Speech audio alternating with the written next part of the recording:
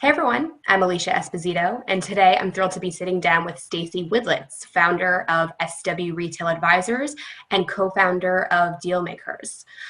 You may have seen Stacey on CNBC, seen her insights across LinkedIn. So today I'm thrilled to be chatting with her about all things store, what the future means for brick and mortar, how brands and retailers can differentiate and find a sustainable path forward in these new ever-changing times. Stacey, thanks so much for taking the time out. Thanks for having me. I always am happy to take the chance to talk about retail when anybody wants to listen. And today is, another exciting day with some more data points. We're looking at retail sales for the month of May out, just down 6% year over year. That is not a bad number considering what we've just been through. Yeah, no, it's definitely fascinating to see, the gradual shift or change. Of course, we're pacing and tracking reopening processes. We're seeing how stores are adapting, what brands are doing to make consumers feel more at ease. So I feel like that's a good place to start because it's so top of mind. I know in our area, we're in New Jersey, so everyone's already rushing out to stores. But would love your take because you've been looking at this at a much broader scale, I'm sure, than what I'm seeing in my own backyard. So, what are some new realities that you're seeing as stores are reopening? How consumers are responding? I think that'll be a good foundation for our conversation today. Sure. So, it's been so interesting to watch the different waves of openings. First, it was China that bounced back relatively quickly. Some of the luxury guys are even positive now. So there was a real pent-up demand swing there. A lot of markets in the US have come back 50, 60, 70% of previous numbers. Probably a little better than expected. Europe, the same thing. But, we're in a different reality. We're in a brand new retail reality. And the way retailers have to operate, communicate, and sell to their customers has changed on a dime.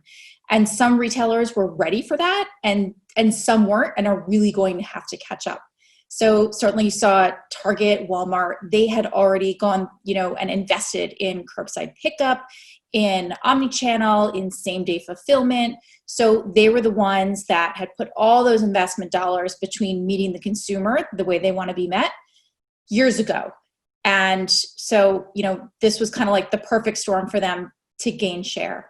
You've seen certainly some of the retailers that are focused on home wellness, again, that were able to meet the demand, really benefit here. So the consumer is obviously looking toward home wellness, taking care of themselves, their surroundings, and that's really what we've seen in terms of the group benefit. Yeah, I agree. It's definitely been fascinating to see those little, blips, so to speak, of innovation of companies that were really rising to the occasion, really trying to serve their customers in the best way possible, whether that was through curbside or new digital service offerings. There were some fantastic use cases, I think, coming out of brands like Glossier and Lululemon, for example, really trying to digitize what made their stores so great and bringing that to the digital realm, which was fascinating. But of course, one area of the retail world that hasn't, seen as many positive headlines, for lack of a better phrase, is those in the department store category. Of course, news of JCPenney and Neiman Marcus, navigating bankruptcy, Macy's and Nordstrom kind of communicating their plans to action, their paths forward. With an emphasis on right sizing. And I know, in some of your past segments, you've talked about the sheer volume of stores and also large stores, larger footprints. So would love your take on what the long-term view is for department stores specifically, because I'm kind of seeing two different conversations happening now. That on one side, department stores are going to have to be more, localized, more customer driven based on the area that the shopper is in. And then on the other side, I'm hearing a lot of conversations around, are they going to have an advantage because consumers can go to this one store and get a lot of different things? So would love your take on this space in general, because I feel like there's a lot to unpack there. There is, and the prognosis is not good, sadly. Okay. So we've got about 1,000 malls left in the US, I would argue probably more than a third of them need to close.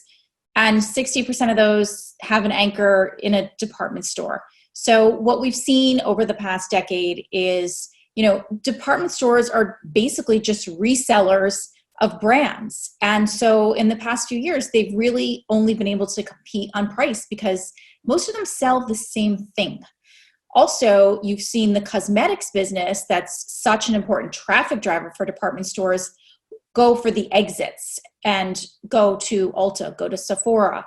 The consumer is not shopping the old-fashioned way. They don't want to walk into a department store and be bombarded with, hey, put this on, you're going to look great, spend $300, go home and have serious purchasing regret.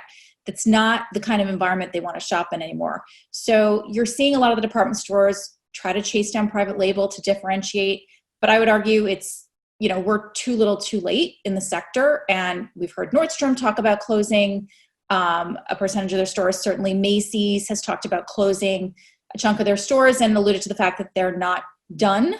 JCPenney is a big question mark. So I think that space is sadly probably going to shrink by more than 50%. And again, the problem with it is that they've been competing on price first and foremost, and that's an absolute losing battle for brands. Yeah, absolutely. Just given the sheer volume of options that consumers now have exposure to, especially because we're seeing more consumers shift to digital in light of this current situation. Who knows how prolonged those behaviors will be, or if we'll see, indefinite shifts in behavior. I mean, that's still a big question mark. But digging deeper into that store experience, I mean, brands and retailers are kind of facing new requirements, new limitations as far as how many people can be in the store. Of course, the use of masks. So that's kind of messing, I think, with the potential as far as like how many people can be in the store at a time. What that experience is looking like. So would love your take on where stores currently are in terms of traffic potential. I know you noted that the drop year over year at this point is not as bad as given the context of what we've been navigating. But I mean, where are the bumps in the road, so to speak, as far as the in-store experience goes, and what opportunities are there for improvement as we start to sort of get our footing in this new reality? Well, that's exactly the problem. Is experience is a big question mark now. So there's so many malls that invested in experience, and that was supposed to drive the consumer in, right? It was like play spots for kids. It was workout space. It was restaurants. Think about the American Dream Mall that just opened in New Jersey, half opened. Yeah. Half of that was experience. So all of those things can't really take place the way they were supposed to, but meanwhile, the investment has already been put into them. You're also seeing, because stores and brands have been closed, the landlords and the retailers have this tug of war. Who's going to pay? You've seen Gap, limited brands, and some of the REITs very publicly duke it out on who's going to pay for those bills while there's been no revenues coming in. So there's all sorts of scenarios, particularly in the mall, where the relationship needs to change. But again, I think even if you look at the restaurant segment in the malls, particularly the high-end malls, the A malls, there's been investment in high-end restaurants to bring the consumer in to spend more time and linger and eat and really spend a whole day or evening there. And now those restaurants are really in question because they're only allowed to open at 50% capacity. That's a non-starter. A restaurant is already operating on such thin margins that a lot of them just probably won't reopen again. So all those traffic driving things, cinemas, restaurants, experience that drove the consumer in, perhaps they don't exist in this format anymore. So that's a complete game changer for them all. That said, the off-price guys that aren't inside a bubble are going to obviously fare better. That's a TJ Maxx, where there's value. They opened, they have no online, just a tiny, tiny portion, about 1%. They opened their stores positive. I mean, that's a crazy thought. Huge. Yeah. So it kind of shows you where the traffic is going. And department stores were already, as we talked about, in a demise. Brands were already walking away from that channel. So that's just kind of an accelerated pace here. Yeah. So to your point around, these experience centers, the heightened investment in, bringing entertainment, shopping, food together to get people to, enjoy hours or even full days in these, mall experiences, mall campuses, so to speak. I mean, I'm sure a lot of people are excited, with stay-at-home orders being lifted to get out and about.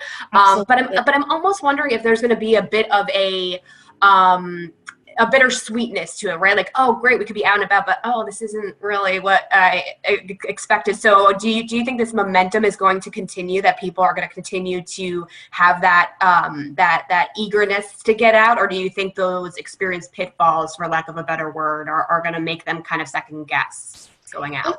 I think there is, you're seeing some pent-up demand out there. And when the stores first open, everybody kind of rushes out and they're dying to get out of their homes, and everybody's really excited at the option of eating out or even having a drink in the street, which we've seen has not worked out so well in some ways. So there's definitely that appetite to go back to normal, but the normal looks so different. So I was out in stores yesterday, and first of all, you have to queue, and there's only a certain amount of people allowed in stores. So you're waiting in this line, and then finally you're allowed in the store, and it looks like there's nobody in there. So can you imagine peak times? Can you imagine like a Black Friday or pre-holiday? How is that going to work? And then when you walk into the stores, you're supposed to use hand sanitizer. Everybody's wearing a mask. There's arrows all over the floors. There's loudspeakers telling you, go this way, go that way. I mean, it's a scary, confusing experience, and it's not that fun. And in the old days, pre-COVID, it was about how do you get the consumer in the store? How do you get them to spend the most time lingering? How do you get them to the back of the store so that they see everything on the racetrack? And that's changed now. Now the retailer's focus is to get you in and shoot you out like a cannon so the next person can walk in. So that's not a really good scenario to increase impulse purchasing. Yeah, it's definitely been a really interesting pivot, because I know from our standpoint, we have been looking at the in-store experience through the lens of how can we use technology and insight to make this as immersive as possible, get people to touch and feel the products, as they're saying. And now the last thing I want to do is touch and feel anything in the store. So I think it'll be interesting to see not just how stores look at that experience, making it a reality, but also how do they measure the success of a store, right? And it's really changed. So now, what are stores doing really successfully? So Best Buy has been, it's by appointment, but that's actually a good thing, because you're kind of looking at the 80-20 rule, which is 20% of your customers generate probably 80% of your revenue. So now you're actually focusing on the people who want to come in and want to have an appointment and actually want to buy a package or a host of solutions, which is going to be the highest margin person. So that's what you're going to see. You're going to see retailers really start to focus on who are profitable people and how do we spend more time on them and less time on the masses. Also virtual appointments. I would say though, in my experience so far, there was one particular retailer who was sending me, please sign up for a virtual appointment. I was like, this is great. Let's test this out. 2 days in a row, I signed up for it. I got a confirm. And I was supposed to get a further notice of when they were going to Zoom me. They never did. 2 days in a row. So I had to reach out on Twitter. I got the store manager to come back to me. She has no idea what I'm talking about. I mean, so you can't do that. You can't, and this is a high-end retailer. You can't offer to set up a virtual appointment and then screw it up. If you're going to offer that as a retailer, you have to get it right, particularly on the high end. Yeah. Yeah, absolutely. I think that's a really great point. It'll be interesting to see how retailers test those types of offerings and what that scale kind of looks like. Because I do think a testing period is really important. I know Glossier said, okay, let's just start this one weekend, limit to X number of appointments, and then if it works, we'll let you guys know. And then we'll all be on the same page. So it'll definitely be interesting to see how that scales out. But I do want to get into another specific area of retail that I know you're relatively passionate about, and that's all around planning. You talked about holiday, what the in-store experience impact will be, but I'm curious about what you think the planning implications are, the inventory, because you noted earlier, lots of markdowns. Some planning seasons are on pause depending on the retailer. Others are just trying to get rid of all this excess inventory. Where are we at right now? Because I know at first it was a big, overwhelming situation for retailers. Are things starting to level out a little bit? And ultimately, what's going to be the longer term impact as we start to think through, back to school, if there's a back to school, and holiday, as we start to think through that lens?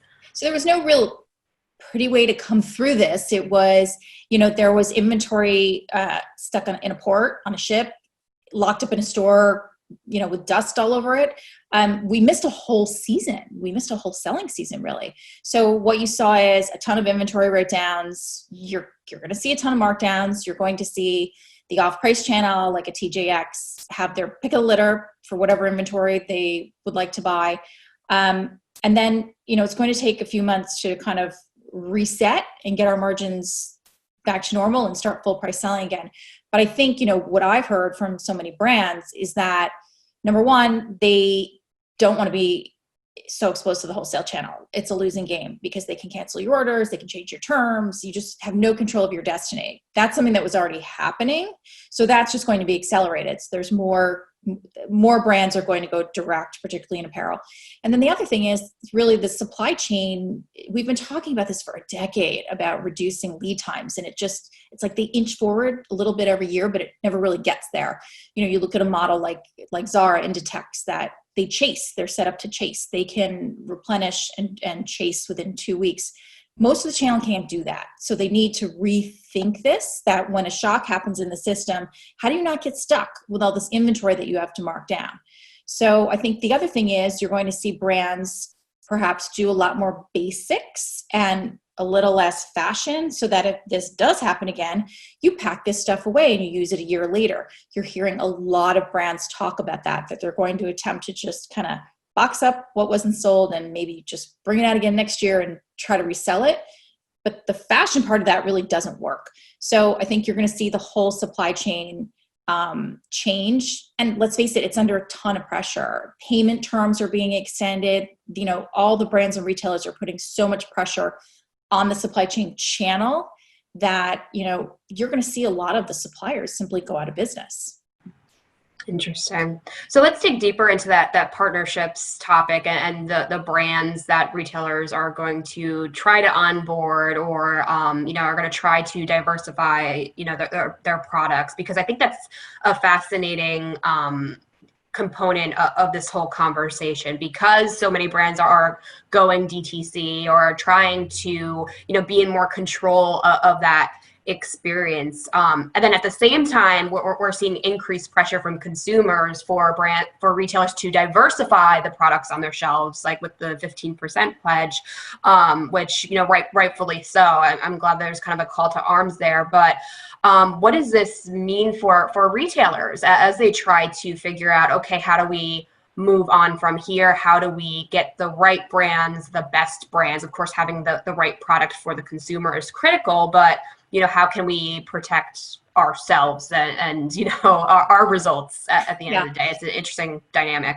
I mean, it's difficult because if you look at the department store space or even somebody like Kohl's, they sell brands. Half their business is brand. So when things get tough, they have to sell stuff. They have to move inventory.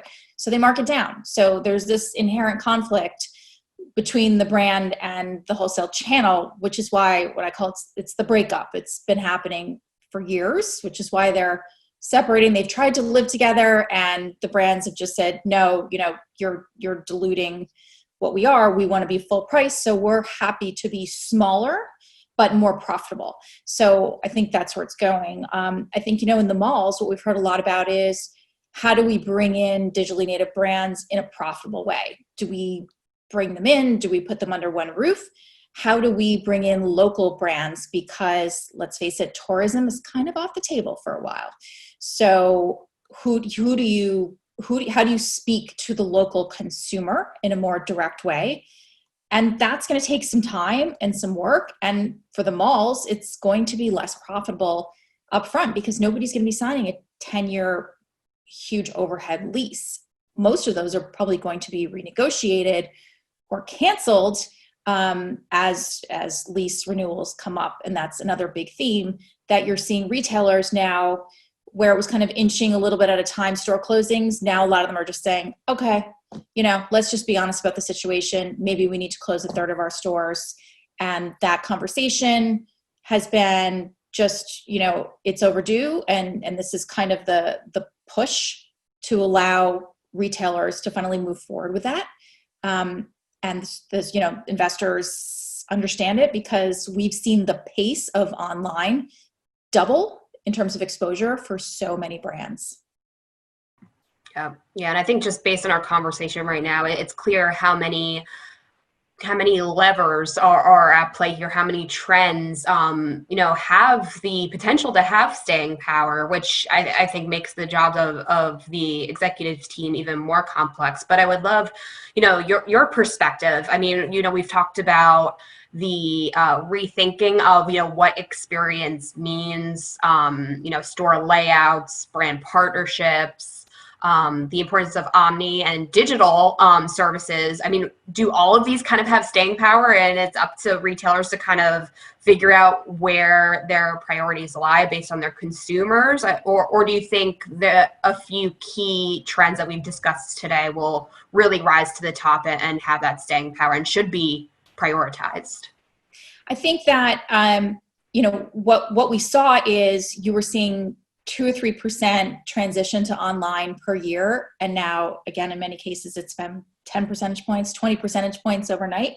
I don't think all of that will stick in the near term, but I think a lot of it will. So again, the adjustment of the business models needs to happen so quickly. And that is a monumental task for management teams to figure out, for some even who haven't quite yet integrated their inventory between the stores and online.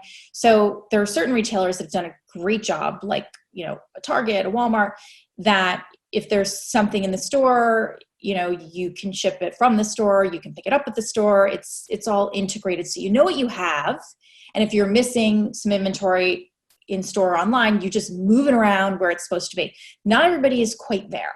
So that's a real challenge, I think, for the industry.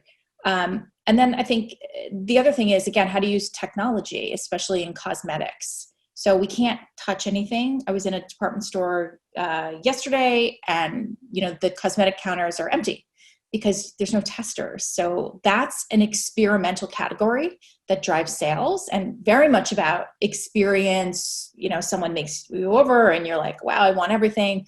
That just can't happen anymore. So how to use technology to show people what they're going to look like. Sephora does a great job of that.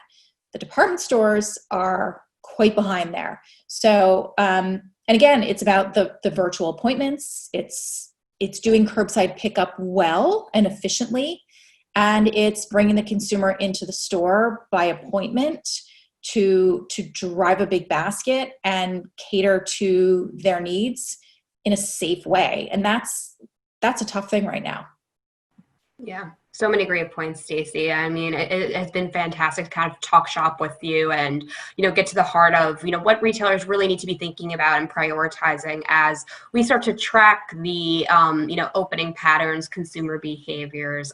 Before I let you go, I do want to hit on some of the other work you've been doing, your other organization, DealmakeHers, because you have a who's who, I think, in retail right now. So before I let you go, I want to share a little bit about, that side of your professional life and what folks can do to learn more about it. Sure. So I'm a former sell-side analyst, and 10 years ago I started SW Retail Advisors. I advise financial institutions. We have a data component, so we help people understand what's really going on the ground and combine that with an investment perspective. I launched DealmakeHers with my two co-founders right before COVID, we had our launch party and went live on the Times Square billboard. Really good timing. Yeah. At the very last moment.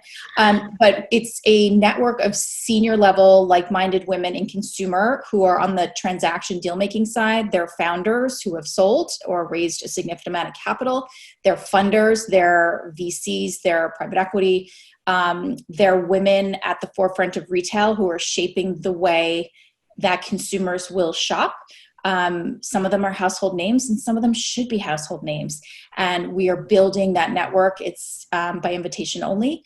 And we're so happy to have such an eclectic group. And, we're hoping to just kind of build this network out and have this organization so that more deals in consumer can be made to help facilitate the success of so many different business models in consumer, because we all need right now creativity and thoughtfulness. And if you bring all the minds together to create solutions, that's exactly what we need in the marketplace right now. Yep, absolutely. It's just based on all of the conversations that we've been having, all of the examples, both from, the leaders, versus the laggers. I mean, it's clear that now more than ever, the emphasis needs to be on greater collaboration, not just within the organization, but with partners. So I'm really glad you brought up that community aspect. It's really been fascinating. And you're starting to finally hear that. You're hearing a lot of brands are talking to each other like, what are you doing? What are you doing? Is it okay to go on Amazon? Is it okay to go on QVC? These are things that you were kind of, that wasn't a conversation before. But is that okay? What are the alternative ways to do business? Is it okay to be smaller? Is it okay to have less inventory, less offering, and be more focused? Those kind of conversations need to be collaborative for everybody to move forward and be successful. Yep, absolutely. I think the fact is we're all trying to figure this out as we go together.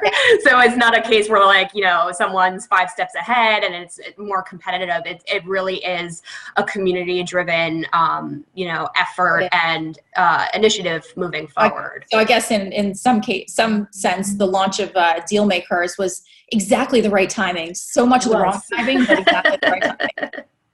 So to the end, Stacey, I mean, where can folks learn more about you? I mean, obviously, if you click around on TV, I mean, I'm sure people will likely see you on CNBC or another network, but where can folks go to learn more about you and DealmakeHers?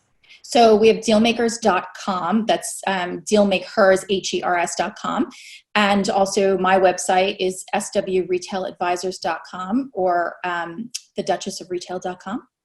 And I publish quite a bit on Forbes. I, again, as you said, I'm quite vocal on TV. And of course, I'm on Twitter and I'm pretty unedited. So if you follow retail and consumer and want a completely unedited point of view, I'm at Stacey Retail.